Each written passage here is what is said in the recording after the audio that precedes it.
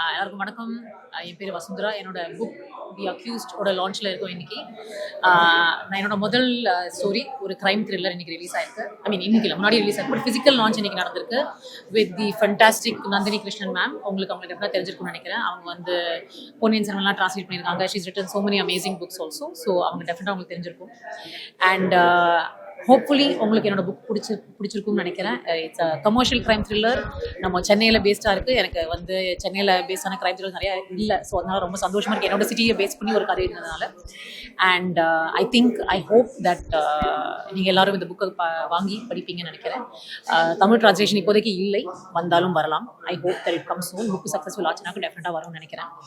But இப்போதைக்கு இங்கிலீஷில் இருக்குது. And it's publish by the fantastic Westland and Gautam Padmanabhan sir. எனக்கு வந்து ரொம்ப ரொம்ப சந்தோஷமாக இருக்குது. அது நம்ம சென்னையோட நம்ம இந்தியன் பப்ளிஷிங் ஹவுஸால் பப்ளிஷ் ஆனது ரொம்ப சந்தோஷமாக இருக்குது. ஸோ ப்ளீஸ் டெஃபினட்டாக ஒரு காப்பி வாங்குங்க. உங்கள் ஃப்ரெண்ட்ஸ்க்கு ரெக்கமெண்ட் பண்ணுங்கள்.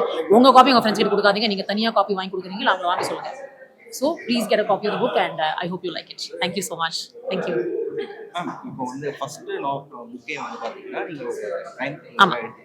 ஸோ க்ரைம் த்ரில்லர் நிறைய நாவல்ஸ் இருக்குது. ஸோ உங்களை இன்ஸ்பயர் பண்ணிச்சு அண்ட் நம்ம ஊர் பேஸ் பண்ணி ஒரு க்ரைம் த்ரில்லர் சொல்லி நம்ம ஊர் பேஸ் பண்ணி க்ரைம் த்ரில்லர் எனக்கு வந்து மோஸ்ட் க்ரைம் த்ரில்லர்ஸ் வந்து பாம்பே, டெல்லி அந்த மாதிரி தான் பேஸ் பண்ணி வருது நிறையா இந்தியாவில். ஏன்னா அங்கே தான் நிறைய ஆடியன்ஸ் இருக்காங்கன்னு வச்சுக்கோங்களேன்.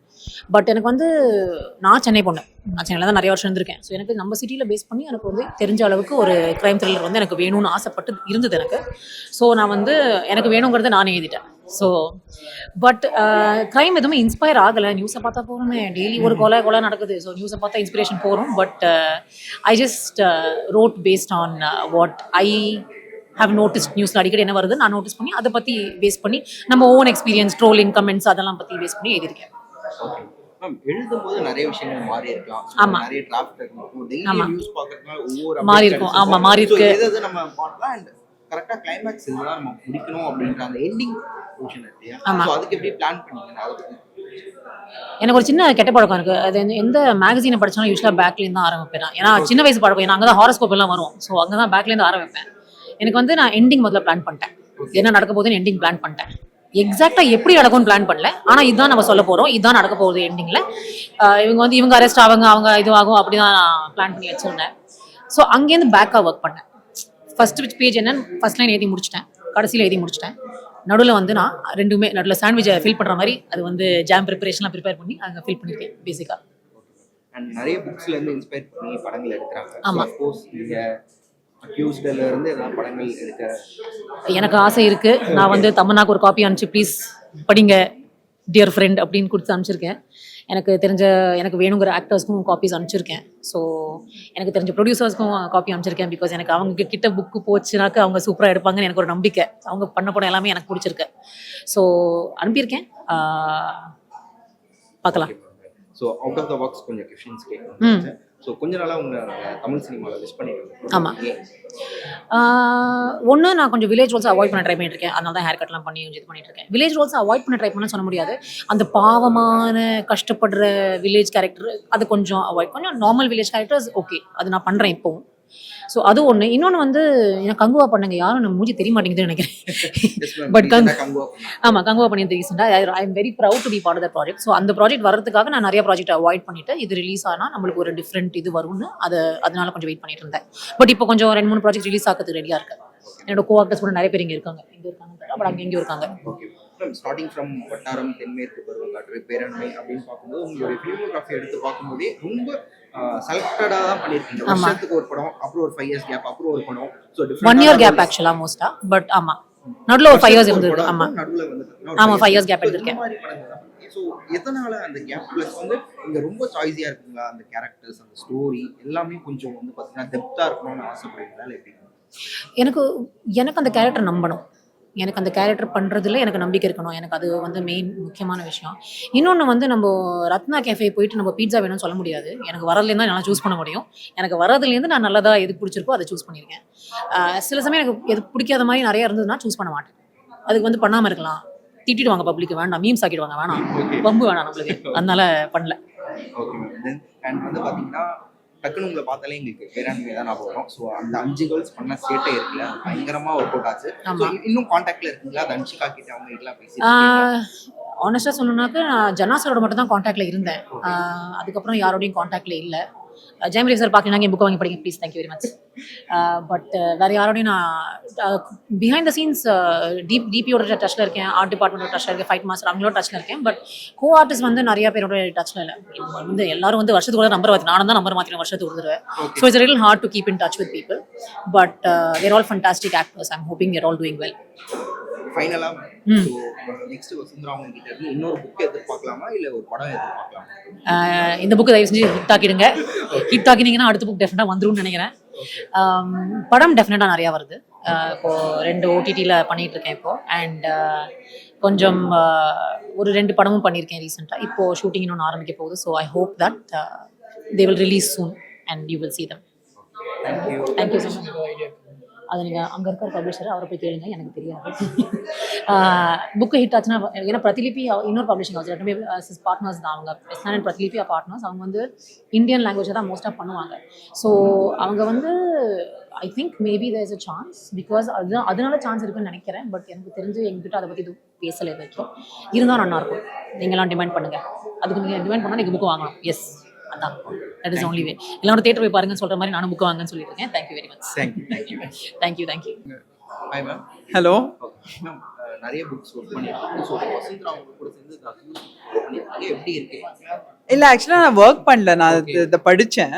பட் ரொம்ப இன்ட்ரெஸ்டிங்காக இருக்கும், பிகாஸ் ரொம்ப கிரிப்பிங்காக இருக்கும். மேபி அவங்க ஃபிலிம் இண்டஸ்ட்ரியில் இருக்கிறதுனால அவங்க வந்து ஷி நோஸ் எப்படி எவ்வளோ ஃபாஸ்ட் பேஸ்டாக இருக்கணும் அப்படின்னு வந்து எக்ஸாக்டாக அந்த மாதிரி ஆக்ஷன் சீக்வன்சஸும் இருக்குது. ஆனால் அதோட ஒரு நிறைய கேரக்டர்ஸ் வந்து ஒரு டீப் தாட் போட்டுட்டு, இல்லாட்டி ஒரு இந்த அவங்களோட எந்த சிச்சுவேஷன்ஸ்லேருந்து எப்படி வெளியில் வராங்க அப்படின்றத பற்றி சிந்தனை, அதெல்லாம் ரொம்ப ஆழமான சிந்தனைலாம் இருக்குது அதில். அண்ட் ரொம்ப சட்டிலாகவும் ஒர்க் பண்ணியிருக்காங்க. ஐ திங்க் அவங்க லைக் ஐ செட் ஃபில்ம் இண்டஸ்ட்ரியில் வந்து நம்ம என்ன பார்க்குறோமோ அவ்வளோதான். ஏன்னா ரொம்ப ஒரு ஈஸியாக கிளாஸிஃபை பண்ணிடுவாங்க. இது வந்து okay action film, theatre film, multi festival film அந்த மாதிரி கிளாஸிஃபை பண்ணிடுவாங்க. ஐ திங்க் நாவல் அப்படி ஒரு கிளாஸிஃபிகேஷன் இல்லை. ஸோ அவங்க வந்து ரொம்ப பெயின்ஸ்டேக்கிங்காக ஒர்க் பண்ணியிருக்காங்க. So actually I would say இப்போ ஆக்ஷன் எல்லாம் இருக்கு, ஆனால் அதுக்கு பின்னாடி அந்த கேரக்டர்ஸ் வந்து என்ன யோசிக்கிறாங்க, இதனால இது பெரிய சோஷியல் இஷ்யூஸ்லாம் என்ன வருது, மேரிட்டல் ரேப்பாக இருக்கட்டும், இல்லாட்டி வந்து ட்ரோலிங்காக இருக்கட்டும், ஸோ இந்த மாதிரி இஷ்யூஸை பற்றி, செக்ஷுவல் அப்யூஸாக இருக்கட்டும், இல்லாட்டி ஃபிசிக்கல் அப்யூஸாக கூட இருக்கட்டும், ட்ரிங்கிங், இந்த மாதிரி நிறைய சோஷியல் இஷ்யூஸ் வந்து ரொம்ப ஒரு நுணுக்கமாக கொண்டு வந்திருக்காங்க.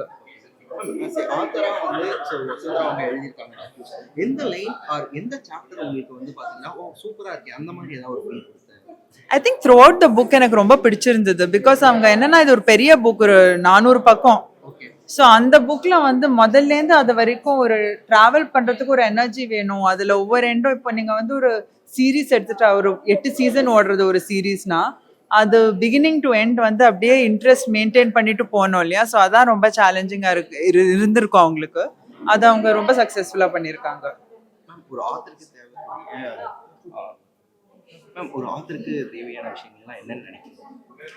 பொறுமை, அது ரொம்ப தேவை. பொறுமை தேவை.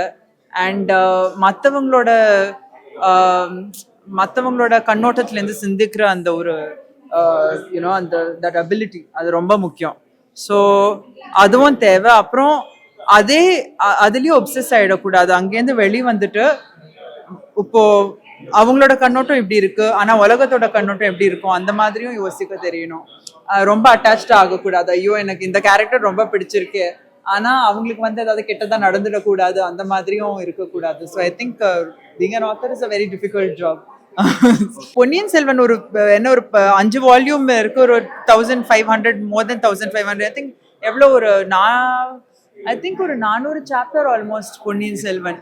ஸோ நீங்கள் அதை பார்த்த உடனே ஐயோ பெரிய புக் அப்படின்னு தோணும். பட் ஆக்சுவலாக ரொம்ப ஃபாஸ்ட்டாக போகும். ஏன்னா அதை வந்து ஒவ்வொரு வாரமும் அவர் எழுதிட்டு இருந்தார். கல்கின்ற மேகசினில் ஒவ்வொரு வாரமும் எழுதிட்டு இருந்தார். ஸோ அது ரொம்ப ஃபாஸ்ட்டாக போயிடும். ஸோ எனக்கு என்னென்னா, ஆக்சுவலாக அந்த கேரக்டரோட பேர் தான் எனக்கும் வச்சாங்க, நந்தினி அப்படின்ற கேரக்டர் தான். ஐ திங்க் ஃபுல்லாக படிக்கிறதுக்கு முன்னாடி வச்சுட்டாங்கன்னு நினைக்கிறேன். ஸோ பட் இல்ல இது என்னோட பாட்டி அவங்களோட ஜெனரேஷன்ல தான் அது வந்தது. ஸோ ஐ திங்க் ஆமா இந்த குழந்தை பிறந்த உடனே ஃபேரா இருந்தது அப்படின்னு சொல்லிட்டு நந்தினின்ற ஒரு அழகான ஒரு கேரக்டரோட பேரை வைக்கணும்னு வச்சிருப்பாங்க. பட் பொன்னியின் செல்வன் டிரான்ஸ்லேட் பண்றதுல என்னோட டியூட்டி என்னன்னா, இப்ப நிறைய ரெஃபரன்சஸ் வரும் அதுல. சங்கம் தமிழ் போயிட்ரி நிறைய அவர் காப்பி பண்ணிருப்பாரு, அவர் எழுதியிருப்பாரு. சங்கம் இதுல இருந்து அவர் தேவாரம்லாம் அவர் கோட் பண்ணியிருப்பாரு. ஸோ கல்கி கிருஷ்ணமூர்த்தி வந்து ஜஸ்ட் அந்த இதுவை எடுத்து எழுதணும், நான் வந்து அதையும் மொழிபெயர்த்து கொடுக்கணும் இல்லையா. ஸோ ஐ திங்க் அது ஒரு சேலஞ்சா இருந்தது. ஸோ அந்த சங்கம் தமிழை எப்படி ஆங்கிலத்துல கொண்டு வர்றது அப்படின்றது ஒரு சேலஞ்சா இருந்தது. அண்ட் ஐ திங்க் அவர் வந்து அவரோட சென்ஸ் ஆஃப் ஹியூமர் நிறைய ரொம்ப நல்லா இருக்கும். மூவில அதெல்லாம் பண்ண முடியல பிகாஸ் அதுக்கு டைம் இல்லை. பட் ஒரு இதுல கவின்றது வந்து குரங்கையும் குறிக்கும், ஒரு கவி கவிதை எழுதுறவரையும் குறிக்கும்.